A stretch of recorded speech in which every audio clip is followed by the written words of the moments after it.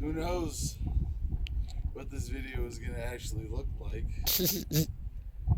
Really relatively boring. I mean, I get to strip the 3 wires going into the house that I've spent the last day working on, getting all set up with the charge controllers, specially designed for this type of wind generator. And this thing's been sitting here for months, but it's dark enough now, or the sun is low enough, we have little enough sunlight that it's like, yeah, I can't put this project off any longer. But this wing nut holding the wires together essentially has them magnet braked against each other. So like the big moment is that, blah, and then it doesn't matter, but one at a time, just kind of neatly wing nut these 3 together. And if anything, it should be kind of anti-dramatic, because we've played with this before and just left the 3 wires disconnected, and with a little breeze it very quickly gets up to quite dramatically fast. But if anything, now that it's generating power, it'll be a little bit slower than that even. So, but hey, you can see it spinning right now. It's fancy. And with one more wing nut now, it will actually be generating power. So we're gonna go turn on the big screen TV and the fridge at the same time. Shit, yeah.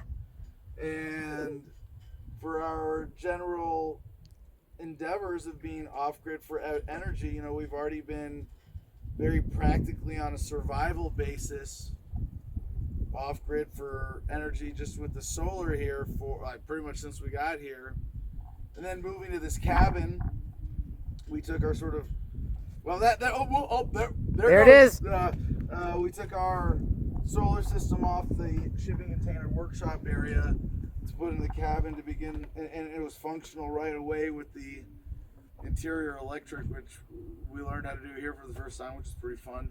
And I'd like to kind of beef up the system, and thanks to Jay Nygaard, the solar guy, who's been a great friend of Adam versus the Man, giving us a wonderful work trade on this this really cool wind turbine. We now have 3 input sources of energy for the electric system for the cabin. We have the wind, we have the solar on the roof, and we have the generator as a backup if we need it. But even just having 2 sources that are, you know, sustainable, natural, sun and wind energy, and it's pretty amazing.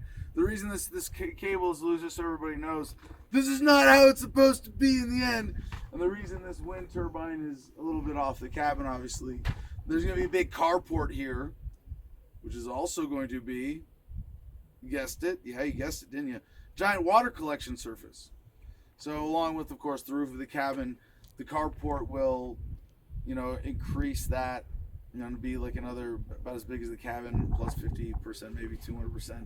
So we'll have, just with the cabin, more than enough in this climate, even relatively dry Arizona mountains where I fucking love it and it's always gorgeous.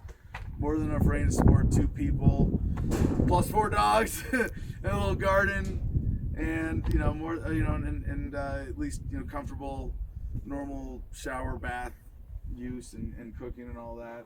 And yeah, so one more big step along the way there. Say goodbye to Babylon.